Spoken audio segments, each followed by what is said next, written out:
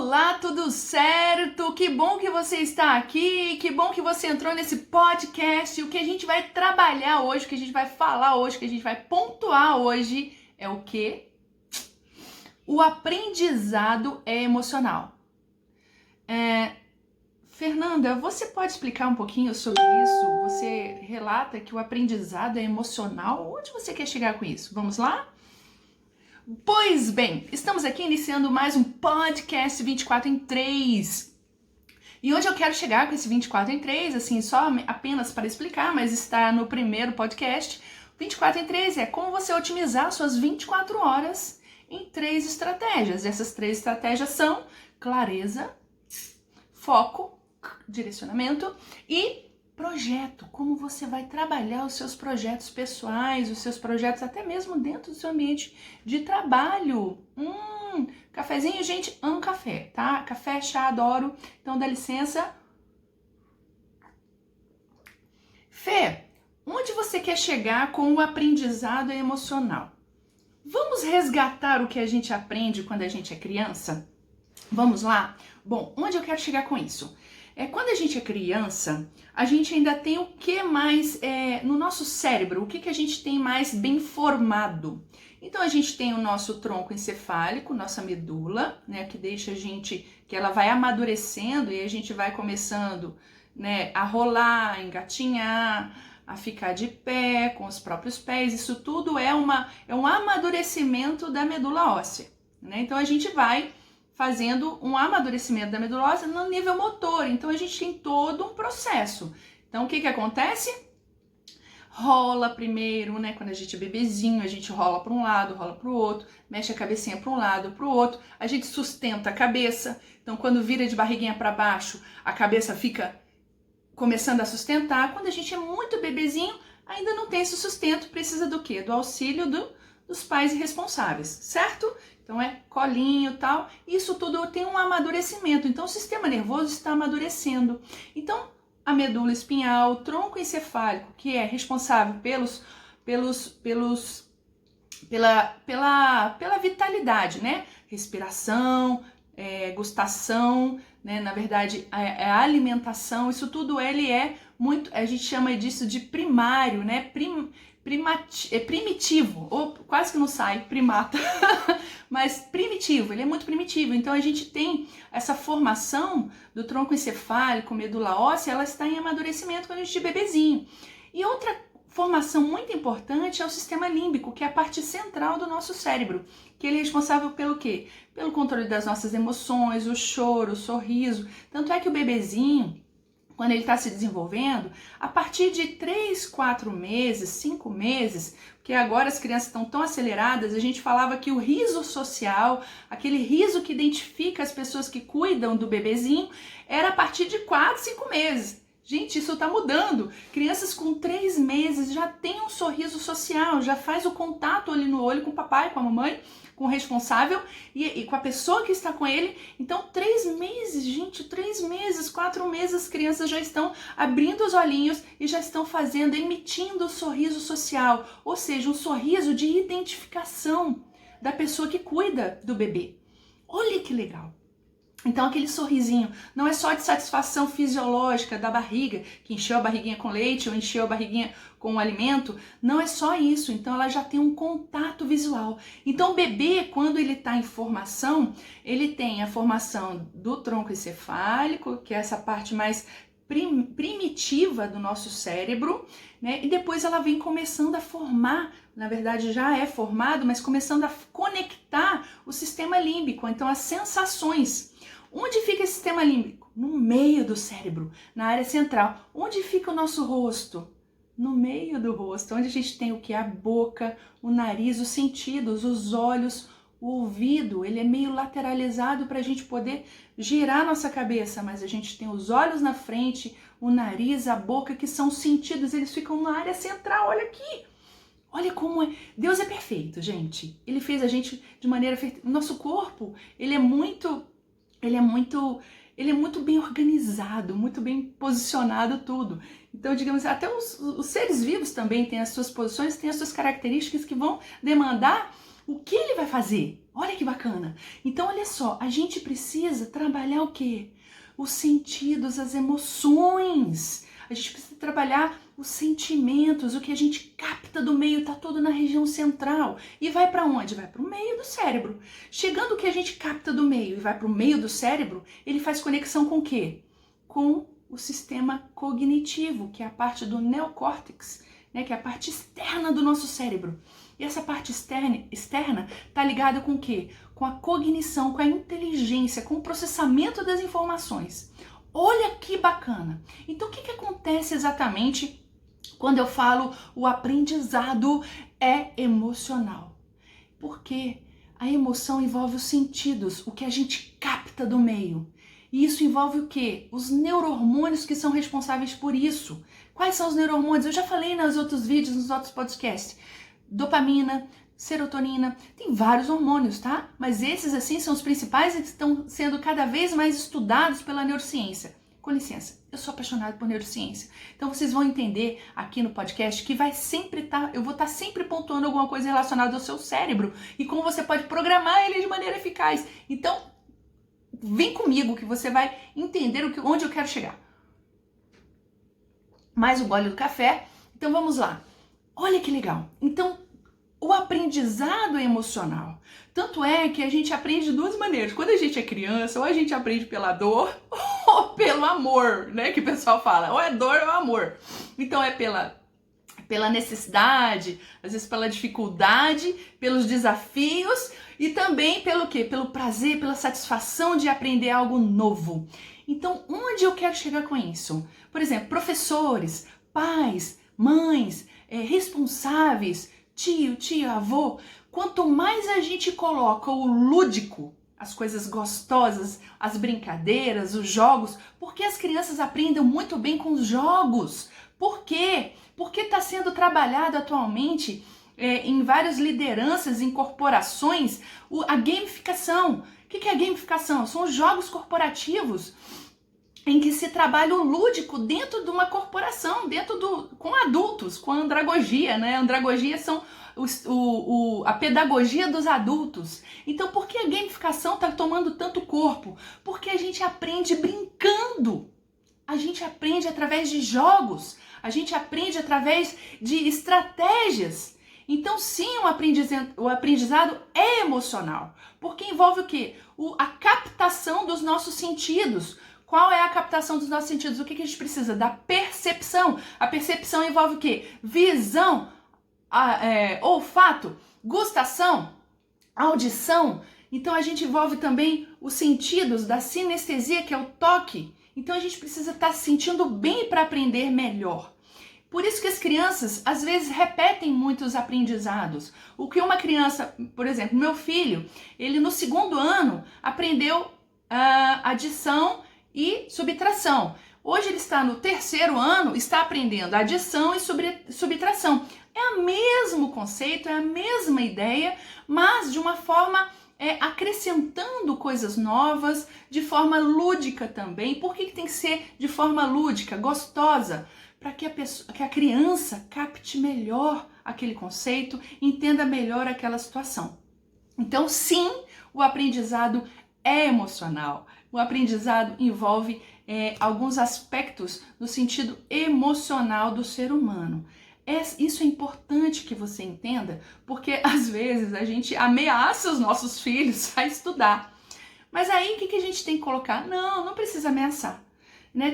Tem situações que é necessário, né? Que fala assim, se não fizer, você vai ficar com restrição. Então você não vai fazer as coisas que você gosta.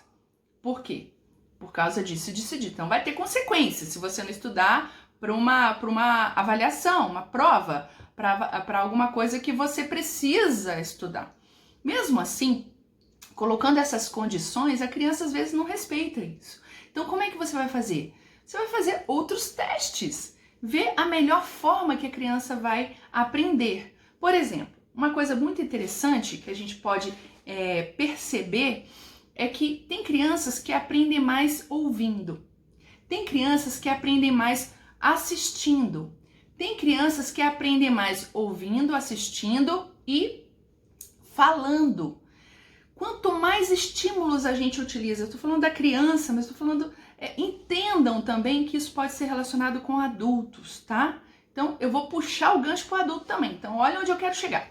Então, crianças aprendem trabalhando os sentidos. Então, se seu filho gosta mais da parte auditiva, então você percebe que ele é focado em, por exemplo, a forma de falar dele, fala assim, isso aí não tá, mãe, eu não tô conseguindo, isso não tá me soando bem.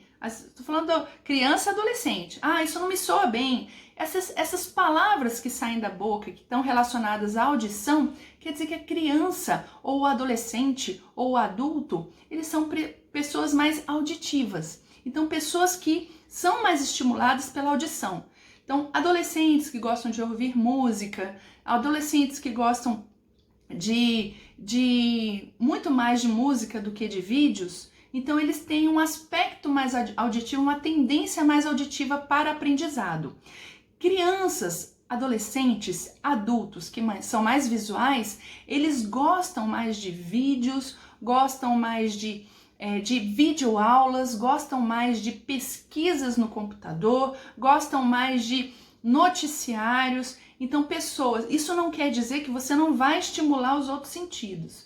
Você vai dar preferência por esse, mas você vai estimular os outros sentidos sim. Está entendendo? Estou falando que você pode tornar isso mais gostoso.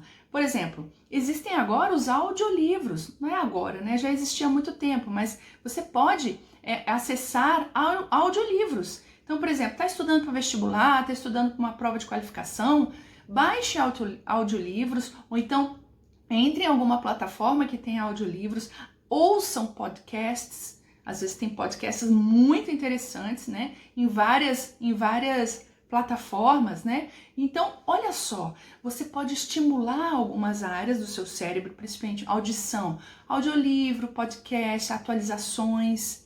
Então, isso tudo estimulando a audição. Mas a videoaula tem também estimulando a audição. Perfeito! Se você gosta de videoaulas, vai lá, você vai estimular 2 sentidos, a visão e a audição. Olha que legal o quanto você pode ser estimulado com esse tipo de artifício para você assimilar algum estudo, assimilar algum conceito, alguma informação. Então, quanto mais sentidos você exacerbar, melhor. Olha só onde eu quero chegar. Por isso que tem crianças que aprendem mais assistindo a aula, mas por alguns instantes. Por isso que crianças, as aulas têm que ser, as aulas representativas no quadro, tem que ser mais pontuais, rápidas, ou que tenha mais participação das crianças, porque o nível de atenção é limitado. O cérebro de uma criança, ela fica com menos tempo garantindo uma atenção do que de um adolescente ou de um adulto. Porque ele está captando só naquele momento, são instantes, são milésimos, são segundos, digamos assim, ou tão minutos. No máximo 5 minutos, uma criança consegue prender um pouquinho mais de atenção assistindo uma aula expositiva. Então, por isso que precisa do quê? Da interação. As crianças precisam interagir entre si para poder aprender. E é assim que a gente aprende também, com as interações. O que a gente compartilha com a outra pessoa. O que a gente pode explicar de conceito. Quando a gente tem uma interação, a gente está trabalhando o quê? O nosso sinestésico. Por exemplo, às vezes a gente precisa interagir com o outro, trabalhar a visão também e os sentidos de brincadeiras, jogos que envolvem também o nosso lado motor, que aí vai estimular o quê? O sinestésico. Então isso é importante. Por que as brincadeiras de educação física que a gente tinha, tinha pessoas que achavam chato, mas por quê? Às vezes a pessoa é mais auditiva, ela é mais visual, então depende muito. Então tem pessoas sinestésicas ou muito motoras, que trabalham muito bem a inteligência motora, amam educação física. Então a gente precisa entender que tem pessoas no nosso meio, seja ele quando a gente é criança, adolescente, ou seja mesmo no nosso mundo, nosso ambiente de trabalho, tem pessoas que são estimuladas de várias formas. Às vezes tem pessoas que são mais auditivas, tem pessoas que são mais visuais, tem pessoas que são mais sinestésicas, então sempre tem que dar um abraço em alguém, senão ela não se sente acolhida. Olha só. Então, cada pessoa tem uma forma de lidar com o aprendizado. E a gente aprende a cada segundo, a cada milésimo de segundo. Então, o aprendizado, ele é o compartilhar de conteúdo, de conceito, e quanto mais a gente estimular o nosso lado satisfatório da aprendizagem, nosso prazer em aprender, a nossa curiosidade. Por que a gente é curioso em algum termo? Alguma coisa despertou aquilo, alguma coisa trouxe um insight para aquilo que você quer trabalhar. E olha só que bacana, o quanto a gente pode aprofundar em conceitos, em formas, em situações em que a gente quer aprender cada vez mais. Então, sim, o aprendizado é emocional. Quem fala muito isso é Piaget, Vygotsky, isso na linha do aprendizado das crianças, que o lúdico é importante, que você trabalhar jogos é importante. Então, aquelas aulas expositivas para criança, para adolescente, são desgastantes demais. Elas precisam ser reduzidas a uma interação, uma participação entre as pessoas. A mesma coisa na andragogia. Quando a gente tem nós adultos conseguimos aprender um pouco mais, a gente consegue ficar mais tempo assistindo uma aula expositiva, uma palestra, mas se a gente não quebrar isso em alguns momentos com alguma interação, com algum trabalho em que as pessoas podem compartilhar conceitos, compartilhar experiências, isso se torna cansativo. Eu aprendi isso meio que na marra, porque algumas palestras que eu dei, a gente percebe logo a pessoa meio esmorecendo, a pessoa se ajeitando na cadeira, porque nós seres humanos, o nosso cérebro consegue ter atenção evidentes para adulto, né? Porque criança é menos um pouquinho, mas para adulto a gente consegue ficar de 18, olha lá, hein? Tô falando um aspecto muito no máximo, mas de 18 a 20 minutos a gente consegue ter atenção plena para algo que a gente quer. Então, a gente consegue captar. Por isso que a gente precisa intervalar nossos estudos. Eu já fiz uma dica aqui para vocês de estudos produtivos que você pode usar a técnica Pomodoro, que eu já expliquei anteriormente. Por isso que ela quebra em ciclos de 25. Só que isso não é uma regra para todo mundo. Tem pessoas que conseguem fazer ciclos mais extensos, porque tem um foco mais direcionado. Ela sabe que aquilo é importante, então ela amplia esse tempo. Mas assim, a média de atenção, de captação de atenção, que a gente pode reter o conteúdo, guardar na memória, são mais ou menos de 18 a 20 minutos. Por isso que palestras muito longas, ou, por exemplo, eu estou aqui dividindo com você algo interessante. Pode ser que você fique um pouquinho mais para saber algum resultado, um finalzinho, ou não. Porque a atenção e a retenção do conteúdo vai depender do quê? Da vontade da pessoa, do desejo de aprender, do termo que ela quer fixar mais, e isso tudo envolve o tempo que ela demanda atenção em relação ao que ela quer aprender. Você tá entendendo?